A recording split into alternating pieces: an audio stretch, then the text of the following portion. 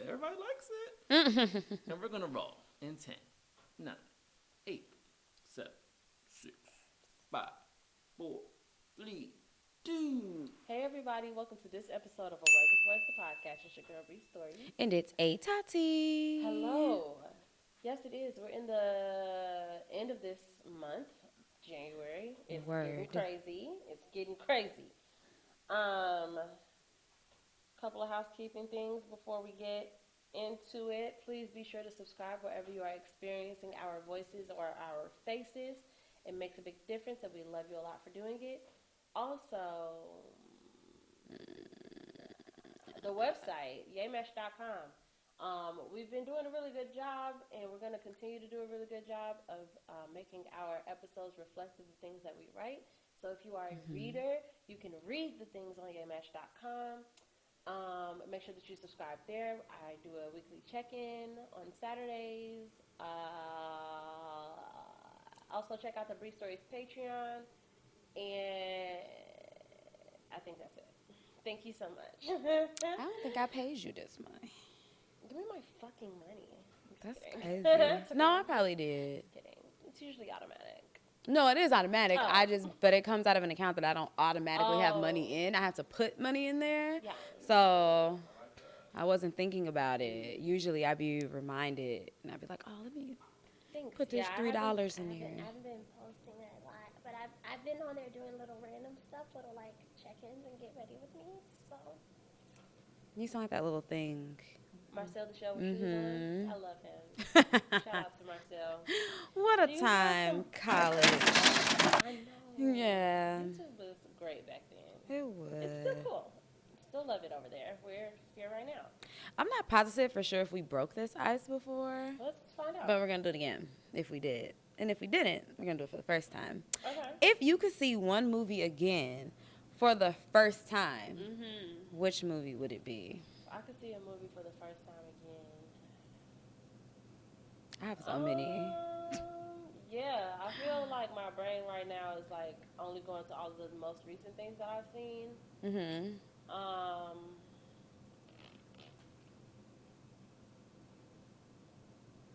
I can't get Spider-Man out of my head, so I'm gonna just say Spider-Man No Way Home. It was so good. It was so good. And to that effect,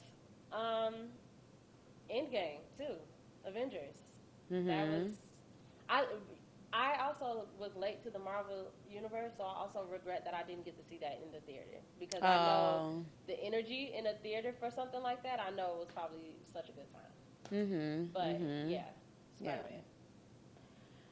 Oh, guys. Okay. Or Love Jones. Sorry, Love Jones. That's a good one.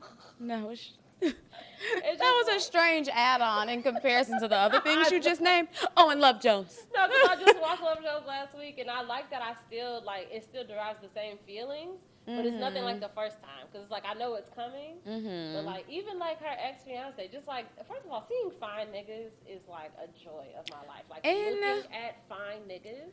I don't know if this is like my toxic trait, but in that movie, like we talking about like her ex-fiance, like I like seeing niggas be niggas, even when it's not the most like sympathetic and understanding way. But like when she was complaining about like being upset with how things was, and he was like, I'm about to go to the store and give me some more toasted oats. Like, and he just said, he was like, you tripping. Like, I just liked it. Guys. I was like, I just like sometimes, I mean, that wasn't one of those times because she really left. But sometimes I like when, like, you know, as women, sometimes on occasions, we can be a little, having a moment, and we may be a little extra. And sometimes I like when men can just be like, I'm not about to, like, I'm not about to do this with you. Right, like, right, you be crazy by yourself. I'm going to the store. Like, so I have so many movies that I would love. First of all, I am obsessed with stories and things that give me feelings afterwards. So the first thing that came to my mind was The Dark Knight. Oh my God. Because I remembered being in the movie theater, like, after that. And, like, That was an experience. That was a feeling. I remember being like, "This was such a good movie. Like it was intense." Yeah. The Dark Knight, Black Panther. Oh, yeah. That was a great time. Yeah, those were really good movies to see in the movie theater. Yes. I feel like I don't even want to like watch them without that experience. On the sad tip, The Fault in Our Stars, as well as Steel Magnolias. Those movies, whether it be sad or happy, I love when anything can evoke like a strong emotion out of me. So I don't care if like afterwards, like I'm just like all sad and like brokenhearted. Like I really don't care because I'm happy that you made me feel something. I'm all for it. So yeah, I guess I'll stick with those four. Yes. For now. I watched Encanto over the weekend. And talking about over the weekend. Still the weekend here. And you loved Cried my it? eyes out. It's so good. The soundtrack has me in its grips. I can't stop listening to it. That damn Lin-Manuel, man. He doesn't miss. I still haven't watched it yet. You have to. It's great. I've been seeing so many people talk about it though. So good. Like We don't talk online. about Bruno. It's such a bop. It's That's all. That's Such what a I see. vibe. I never see any. Every time I see somebody say something about that movie, Surface Pressure? it's always Bruno. Yes. Every status, every a comment, I vibe. always see somebody be like, "Hey, y'all seen that new cartoon?" They be like, "They got this song on there called Bruno." Like it just be It's something like the that every vibe. time. It's just a jam. But I'm gonna watch it. Surface Pressure, it just takes me, okay, shake that ass. I'm like, was they twerking? 'Cause It I don't is. feel like they I was. bet it's good. Thank you for that ice. Let's check in You're really welcome. quick. I'll start. Physically, I'm feeling thirsty. My water's on the floor. I'll She get is in a second. thirsty. Thirsty. She's thirsty. She thirsty. She like my sweat. She like my haircut. She like my smile. She wanna be wiped up. Oh, Soldier Boy. Meh. Physically, I feel thirsty. Emotionally, I feel much joy, much pleasure. My attention is currently on my birthday. I'm about to be 30 years old. What a year that'll be 30, for you. flirting and thriving. And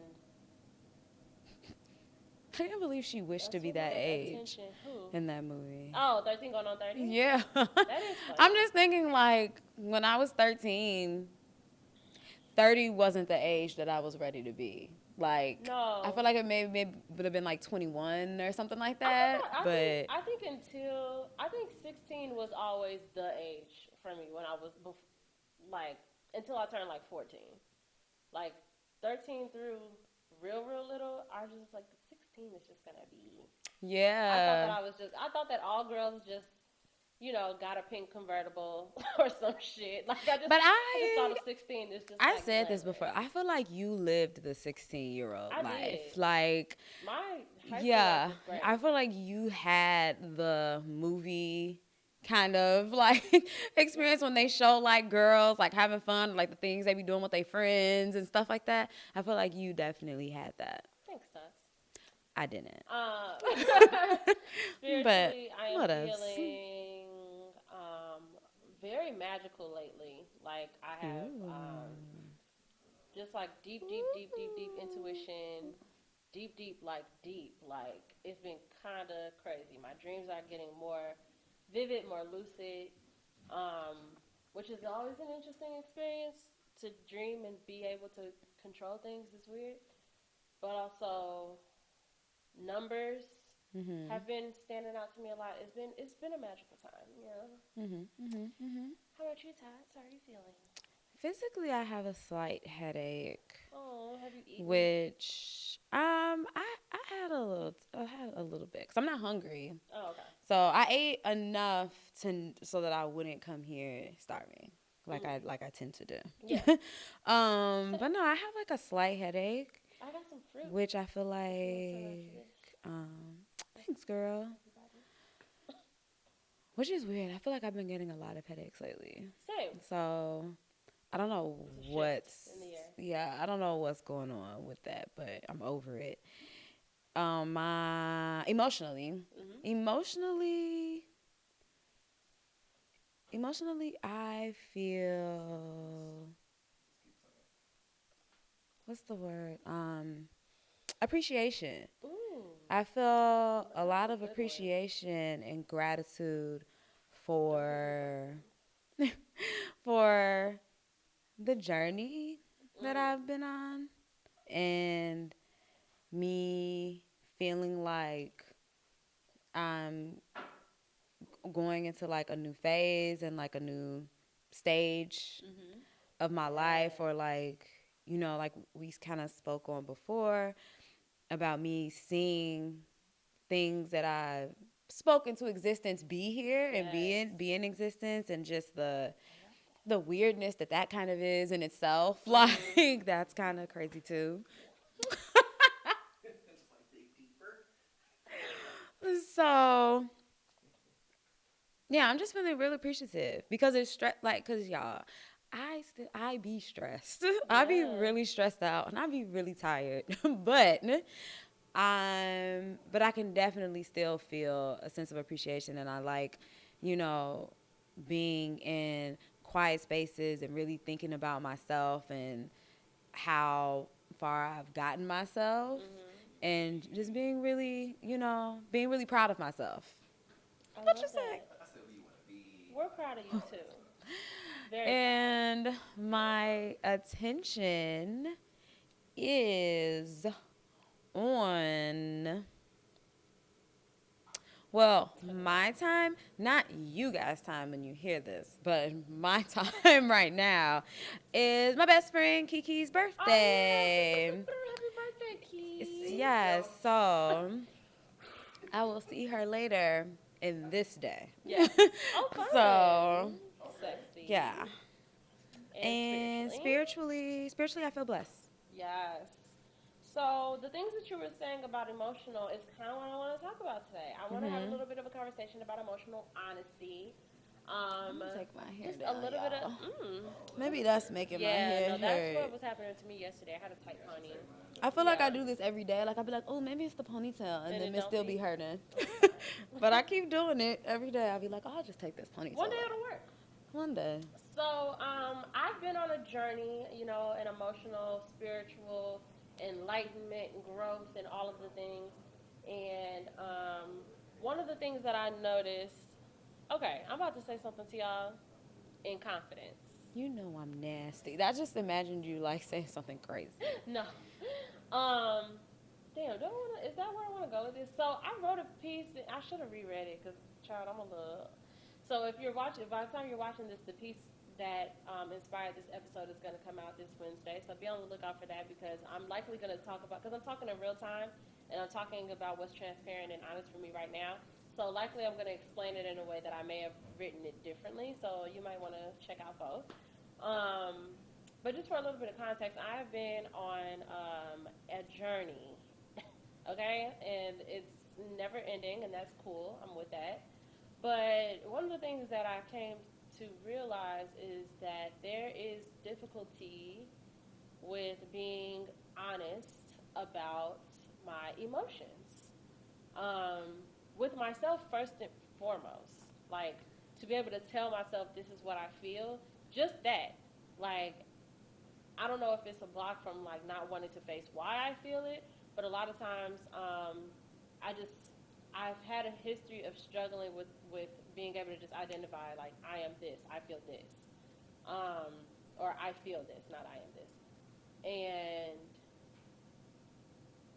I think it's interesting because the way that I am and the work that I've always done, I think that I come off very emotionally intelligent, and the self-work, the inner work is a lot harder than what I portray.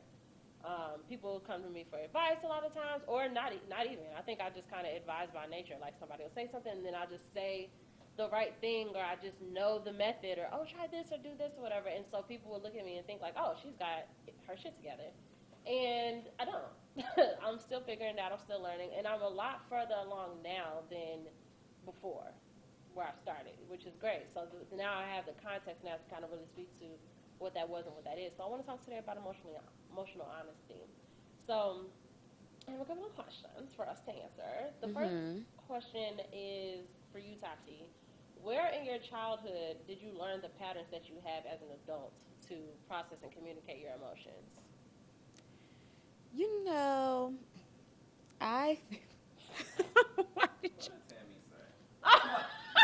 Just straight there. Don't be saying my mama name. Right. I'm sorry. You're right. I'm sorry. But no, back on her. Mhm. So I think that growing up, I looked at my mother as a very emotional being. And sometimes I didn't think that was the greatest thing, that she was so emotional. So I think that subconsciously in the beginning and then very consciously throughout my, later years, I in turn, you tried to become emotionless, to combat that me thinking like, oh my God, I don't want to just be like flipping out or acting crazy or like crying one minute or mad one, because I don't want to do those things. I would just try to be completely neutral at all times and ignore a lot of my feelings which would always turn into doing that thing where, you let things build up until you blow up, Cool girl. Right, and so that would happen to me, like, in, like, a lot of my relationships, not, like, necessarily just romantically, but, like, any of my relationships, I would always just shrug everything off because I didn't want to have a reaction because I had started to perceive that any reaction was bad. Like, having any reaction was too much. So I just didn't want to, like, I always just wanted to be like, whatever. So, yeah, that's where I love that came from. So me not wanting to be that question is a two-parter, but I'm glad that you answered that part of the question the way that you did because my situation is a little bit different, but it's funny how like our parents really model the behavior that really shows us what processing is, right? When I was young, I was very anxious and I had a lot of panic attacks, and so it felt like a couple of things. It felt like the only time, and this is my little girl needs brain. Obviously, my mom is a wonderful mother. She did her things. But I often felt like the only time I got the attention that I wanted was if it was extreme enough. Like if it was, I'm having a panic attack. But then I would have a panic attack, and it would be met with more panic. My mom is now freaking out. And it's like, and over time, that pattern taught me to bottle things up because I felt like my emotions were too big. They caused too much of a ruckus. It's just like, Brianna, just shut the hell up. So, which I'm not really good at. Y'all know I cry at the drop of a fucking dime. But that's more something that is natural to just like my body. That's just how my body reacts to over emotion. But that was the only process I had. I didn't have language for anger. I never had language for even joy. I kept a lot of my joy to myself. And so my second part of that question was, are these patterns that you learned as a child things that you have had to unlearn as an adult, or things that you notice as an adult, like, I don't want to be that way, this thing that I learned? Yeah, for sure. I think that the older I get, that I realize that no emotion is not, at least for me, like it's not a good thing. It's not, a lot of the times when you're doing that, you're not getting what you want. Exactly. You're not getting what you want. You're not demanding what you want or what you need. You're just letting life happen to you. And I'm just dealing with it as it comes. I think that a lot of times, like I referenced, like my mom was very emotional, and then like my dad came off more like how I tried to model my emotions, because he seemingly seemed that he was very emotionless. Like he was very, he was just cool all the time. Like I didn't see him, I didn't see his cool rattled a lot. Like he kind of stayed like a straight line. So I tried to like model that behavior a lot, but as time went on, now I can look back at some of that behavior and say like, was you being cool or were you being an asshole? Like deep down, and we just I just didn't peep it because I was too, young to get the intricacies of what was going on in my household. And as I got older and started learning, more about my parents and learning more about who they are and and then me realizing I've modeled my whole life and my behavior behind these two people. And now, now I'm finding different faults in both of them. I really had to come to a conclusion that I had to really think about who I wanted to be and what message that I was trying to send out about myself. And I had to really think what things am I really okay with and what things am I really not okay with. Yeah. And the difference between what I wanted versus what I told myself I wanted because I was trying to be like something. Right. Yes. Same. I also have had to unlearn those things. My next question is, so how do you process your emotions now that you know those things? That's why we're having this conversation, because it's you gather all this knowledge. And then it's right, that sounded good. You think I did the things. I know this now, I'm aware, and then it's But honestly, like I just said about me stepping into a new chapter in my life, I think that I have become a lot more vocal about my needs and my wants. Now, in a general sense, I am a quiet person. So a lot of things about myself are really, second nature. A lot of times I'll keep things to myself because it really is just who I am. I'm a private person. I'm very used to being secluded. I'm not the person that if I lived by myself that I would be lonely or, stuff like that. So, I'm naturally to myself and figure things out in my own head, and I don't really always need somebody to talk things out with. But I think that the older I get, I am starting to realize that I do have to differentiate between there are things that I don't need to talk about and I can work it out with myself and I'll be okay afterwards. And then there are things that there's no amount of talking to myself about it that's gonna make it okay. It's just gonna leave me walking away with this whole what if and this baggage and wanting this closure and wanting all this other things that I could have gotten with a conversation. Right. So now, and I feel like this is fairly new too, in the past month, really, is my first time really being I put a reminder on my phone every day at 10 a.m. that says check in, what are you feeling? Not how am I feeling, what am I feeling? And so I really just try to stop and just understand what it is that I'm feeling at any given time, because it's never nothing. Neutrality is a thing, but emotionless or nothing is not a thing, at least not for me. So I'm trying to get better at just identifying on my own by myself, to myself, just being able to, at a drop of a dime, to be this is what I feel, this is how I know I feel it, and I know that that's going to help me in conversations with other people. In turn, if I'm able to say this is what I feel. So I try to do that. I try to just do it. I try to just make it a habit, try to make it a practice. And I think I've always had the desire to do that. That's the whole reason why we do this check-in. Because I've always wanted to I know that the way that we do our check-in is our own special twist on it, but my learning of the check-in is really that you pinpoint what you feel physically and you match it to an emotion.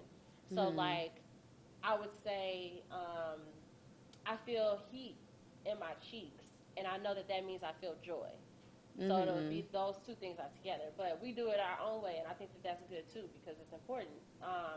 But just making that a habit, making it a practice where I can say to myself, okay, I feel, I can feel it in my chest that I'm sad. I can feel it in whatever. So how do you know that you feel what you feel? What do you turn to in your mind or in your body to let you know that you're feeling what you're feeling? Is it a physical sensation thing for you, or is it just a knowing and thoughts? I think the way that I know when I'm feeling something that probably needs to be addressed is in the way I'm carrying throughout my day after the situation has occurred. Because if I can feel it affecting the way that I'm moving, like throughout my day, like, am I feeling heavier? Like when I answer the phone, like, is my voice different now? Am I just like, I just want to go lay down? I don't want, have I just become, just somber, or am I angry? Like, am I really angry, or vice versa? Am I like extremely giddy? Like, am I happy now? Am I like, I think those are all things that I think I can feel in my chest, in a sense, whether, like, I can feel weight, I can feel heaviness, and then I can also feel light and the airiness and the happiness of something. And either way, which is another thing that I also had to learn, because my nonchalantness, it doesn't just come into effect when bad things are happening to me and I don't express myself. I also would be in effect when good things were happening to me and I didn't express myself fully. That was a thing, that I've attempted to become better at, because, like, my mom, like, she always used to say that, like, she would, like, do things for me or give me things, and it was always hard for her to gauge how much I really liked it or if I really wanted it, because my attitude is just always kind of like, oh, okay, thanks. Like, I don't really go above or under a certain level. So I've been working on that too, where I want people to know when they're making me happy and when they're doing something right and when I'm appreciative of them. So, like I said, so when I'm feeling something, whether it be happiness or sadness, and I can feel that in me, I always want to address it, because I want people to know, because it's important. It makes people feel good when you're telling them that they did something right, for you. So, yeah. I love that. And I love the physicality of it too. Like, my heart space, my chest, my heart space is very active. And sadness and joy mostly. Like, I can feel sadness in my chest and I can feel joy in my chest. Yeah. I think I get, like, jittery too when I'm for joy? upset. No. Oh, when I'm upset for, like, anger, like, I get really, like, people talk about when they drink, like, caffeine and it makes them like that. Like, when I'm really upset, and that's a feeling that I don't often. That's because you fight. Yeah, that's, like, that's because your fingers be like. Yeah, like, I don't often get to that level of anger, because I can usually kind of just check myself and be like, I'm not about to let this work me up like that. But when I do, like, I can feel it, like, radiate. Like, I don't know what to do with myself. Like, it's hard to even be still, because I'm so anxious now. And now I'm looking for a way to release. Yes, and that's important. The anger. The book that I got our check-in from talks about how emotions are just energy in motion, and a lot of times your emotions come up and they're asking for a response. So, like, those impulses that you get, we're taught over time to, like, suppress that, because it's not normal, or it's, like, not appropriate to, like, scream or, like, just, like, do things that feel or look erratic. But a lot of times your body needs that, like, your body, especially with things like anger and joy too. Like, that's why you want to jump up and down when you're excited, like, like, stuff like that. So I think that it's important that we find ways to respond when that's coming up, because if we don't, then that energy is not in motion. It gets trapped, and then years go by and it's a tumor. That's just how it works, guys. Literally. Anywho, but yeah, I feel it physically too in my chest. I feel joy in my face. I can feel the energy of a smile before I smile, and I love that. My next question is, do you find it hard to admit why you feel a feeling once you identify the feeling? With yourself, first and foremost. No. I don't think I've ever had a hard time admitting things to myself. I think that's partially, like, the only way that I know, the main way I've always known to cope, or how to get over things, is because I will literally, I'm such an overthinker, and such a, like, I always try to, like, figure everything out to the T. Yeah. like in my head before I make a move or a decision about anything. So, like I said, I may not come to that person or I may not talk to about it with anybody else, but I have sat in my room and gone over a specific scenario and thought of it in every possible way, every way it could have went, every way it did go, every possibility for why I'm feeling the way I do feel away. Then I come to the conclusion why I feel that way, and then I decide like what am I about to do, about it. But I have a lot of internal dialogue about my feelings, and I can be very honest with myself. It may not always translate to other people, or even like it's even to like my friends or something all the time. Like, but I always know what's going on with me. Yeah, That's awesome. That's definitely something that I have been challenged with in this whole journey, and I'm like I said, this past month or so, I find myself getting a lot better at it, being able to see that I feel something, say what it is, and do whatever it needs. And that's been really difficult for me, like my whole life. And I just got to the point where I'm reckoning with like, wow, I've never done that effectively. Like I don't think I've ever done that effectively. Even yesterday, I was able to express to someone that they had annoyed me very badly, and that's something that never happens in real time. Like as I'm feeling it, saying to a person that that's what's happening, and it felt so good. I felt immediately like, okay, and now magically I'm not annoyed anymore. It's because I told you, and it's addressed, and it's cool. But that's always been difficult for me. Like that's always been like the disconnect, because even when I would say like, okay, I am sad. Okay, I feel sad. I can feel that I'm sad. I can feel. I never really could do it with anger, but sadness, I kind of like, yeah, I can tell that I'm sad. But I've always struggled with like why or what part, because I think that I used to get my feelings hurt in like very obscure ways, where it's like, because I've never been around anybody who meant me actual harm. So I always been like, why did I take offense today? Like, why did that trigger me? Like, why? Like, what just happened? And I've always really struggled with pulling that out, like really pulling it out and being like, oh, okay, so this person said this, and it made me think of this, or something like, because it's never direct. I don't think that I've ever. I mean, that's not true. Obviously, I've been in like direct conflicts with people, but like more times than not, it's not like a direct, like very clear, like, yeah, so she called me a bitch, and like, so my feelings was hurt. Like, right. It's usually like something very obscure, like we're having a conversation and you say something a certain way, or you respond to me in a certain way, or I'm looking for some sort of validation and I don't get it, or something happens, and so it's like a little bit more layered than it's been easy to make it easier for me to like just spit it out, like, okay, I'm sad because of this or whatever. But I am working on that. I'm getting better at it, and the more aware that I am of myself and like just my general trauma and triggers, I can now see all of the different ways that they show up with different people. Like, oh, okay, like this I'm experiencing this person this way, and it kind of brings this thing out of me, and it's like, oh, okay, like cool. So it's getting easier the more I find out about myself. Last question. Do you effectively communicate your feelings to others? Probably not. Effectively, like how you said, like in the moment, like how something can be happening, and then I'll say, "You just made me feel this, and this." Yeah. No, Yeah. because also, and I don't know. Be effective even if you don't do it in real time.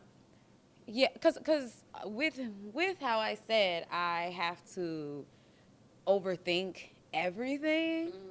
When I feel things, I have to think about it, not like for so long or anything, but like for that day that it happened, I have to think over it and be very sure of myself that I feel like I have the right to say something, and I don't know if that's right or wrong, but I like when something happens in it, unless it's very direct, like you just said, unless it's like very direct, like you just called me a bitch, but when it's something that's not as direct and I'm bothered by it, I have to sit back and think to myself, like, okay, he just said this, this, and this. I feel this way. You know, I really Yeah, you gotta process want to it. make sure that I feel strongly that no matter what they say back to me, whether they get it or they don't get it, I know I have the right to be pissed. So therefore, I won't be swayed by what their reaction is. Because I think a lot of the times when you do speak in the moment or like when you jump with your emotions,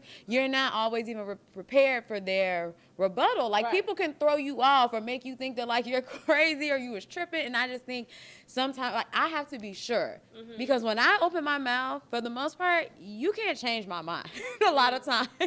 Because I'll be like, no, I thought about this. I thought about this in every way possible. And if I had saw even the tiniest probably possibility that I could be wrong, if I still bring it to you, then I'm gonna be open with the mind of like, okay, now tell me what you were thinking. But like when I know, like, no, you were just being disrespectful or you were just being hurtful. Like there's no swing. I don't care what you say. Honestly, at that point, it really doesn't even matter what you say because it is what it is. So the part of the process that I'm in now for the past month, I think that the reason why my communication has gotten so much more effective is because I've relinquished the need to have the right.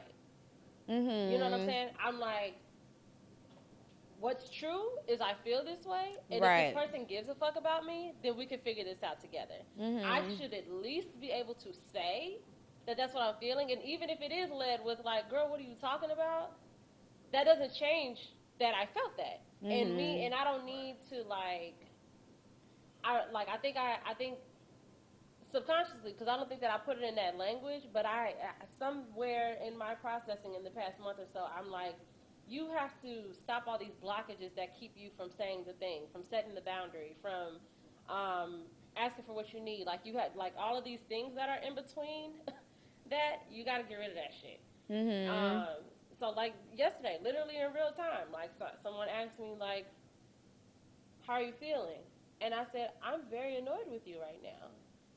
And I explained why, and they apologized and told me that the way that I took it was not their intention, and it was immediately fine, you know, as opposed to what I usually do, which is let it fester, tell myself that I would be doing too much if I brought this up right now, or, you know, and I'm also learning that I don't have a good poker face, and I haven't for a while. I don't know if I ever had, but like I really don't. For me to have been such a poor communicator all these years, like with being able to just say that I feel something, you can more than likely tell that I do. And I'm just not saying nothing. I'm just not being like, hey, I'm angry, or hey, this made me sad. But it's like, I have an attitude with you. I'm not being very kind. You know, like I'm not being a very nice person. You know? Talk about I'm about to raise my fist. That sounds like so slow, like you're just slow to action. Now I'm going to raise my fist. Are you ready? Because it's coming. Like, It's coming. that's, yeah. But no, like for real though, it's like it wouldn't be a pleasant experience. We wouldn't be having a pleasant experience. I would just not be saying the thing. But I'm like clearly acting like a bitch, or like acting very sensitive, or like creating a space that people have to like tiptoe around, you know? And I've heard that a lot. So thanks for the feedback. But yeah, so that's pretty much it though. I really just wanted to address this idea of just how important it is to be honest about what it is that we're feeling with ourselves and with others. I think too that it's, I know another part of my process when it comes to processing my emotions and how I choose to let them out. I think, you know, we've talked a lot about the whole like cool girl thing. And I think that it's also important that when we're like holding ourselves accountable for speaking up, that a part of that is also me holding other people accountable for like, I can be cool. Like I don't have to be bothered by everything. Like I can be a chill person. Like I am cool. Like I can't, like I said, like I'm a very nonchalant, kind of easygoing person. A lot of things don't always bother me or don't ruffle my feathers. Like I know how to be like whatever, but that doesn't change the fact that I still expect people to be accountable for treating me a certain way, you know, or, you know, respecting me at a certain level. You know, I still me being cool doesn't mean that I opened the door Right. for you to act a fool. Yeah, like I don't mean I gotta go sit back to myself and think I did this to myself because I was Right. being too cool. I was just letting that nigga do whatever he wanted to do. I should have known he was gonna fuck that bitch. Like, no, I don't think. Yeah, like. She hit those notes. What about she hit those notes? I do sing sometimes, y'all. Okay, period. But no, yeah, I think that people still have to be held accountable for their own actions. Absolutely. You know, and most adults should all know right from wrong. And they know when they're lying, they know when they're not telling the truth, they know when they're being deceitful, you know, they know when they're being unloyal. So it doesn't matter how cool I am. Yeah. That does not mean that does not mean it's an open door policy for you to Word. just act a fool. Word. Yes. I love that. Any other parting words for the girls, for the kids? Nope. Process your emotions. Be honest with yourself. Start journaling. If you don't journal, start journaling if you are trying to get better and just more in touch with your inner self and what's going on inside of you. Just start writing stuff. Even if you don't do it with thought, I forget what they call it. It's a word for it, but like basically just like free writing. If you do that on a daily basis for a month and just go back to it, you'll start to really uncover like, wow, I'll be feeling some things. Or especially if you're a person who's fairly neutral and you feel like you're just walking through life not feeling anything, a lot of times you can uncover a lot of stuff about yourself. But all of this to just say, I implore us all to just be better at expressing who we are to ourselves and what we're feeling and understanding that there's room for all of that shit. I know, like, if you're anything like me, you felt like there's no space for that. I'm too busy. It's not about me. Like, blah, blah, blah. No, there's room for everything that you're feeling, and it's important that you address it because those emotions do turn into way worse shit. Emotions will start turning you into stress in your body. And it's just important. Just do the work, you know? It don't take long. And once you build a habit, it's not like you day in and day out just, oh, my God, I got to process my emotions. Like, no, you just do it in real time. Oh, my God, I got to process my emotions. You just do it in real time. Because that's what I was doing at first. When I first got on this journey, I'm, like, setting the time every single day to sit down and, like, it's just like, girl, relax. In my mind, I'm just envisioning, like you just, like, running late for work or something, and you're like, fuck, I forgot to process my emotions. Like, for real. And I'm already in therapy. So imagine me on top of that every day being like, okay, and then this time I'm going to sit down and and it's just like, girl, let's just get better at communicating in real time with ourselves first and foremost and with others as needed. So that is all. And the piece that is inspired by this episode, or the piece that inspired this episode, is going to be on yamash.com this Wednesday, Wordy Wednesday, so make sure that you check that out as well. Other than that, yeah, I guess that's it. Thank you all for listening, and please continue to do all the things that you've always done. Follow us at Away with Words, the podcast on Instagram. You can follow me there at Bree.stories, and you can follow me on Twitter at Bree_stories, and you can follow at Tati on Instagram and at Hey Tati on Twitter. And you must, I'll say it again, you must follow at MJMKid and at Moments_Stew because you just should. And if you don't, boo, tomato, throwing tomatoes. Love you so much. We'll talk to you later next week. Everybody say bye. Bye.